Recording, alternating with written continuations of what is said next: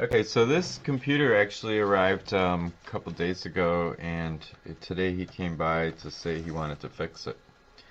Um, we didn't know the extent of the damages to this. It did need a power cord, so we ordered the power cord, and upon booting we find it has a broken screen, and it appears to be cycling.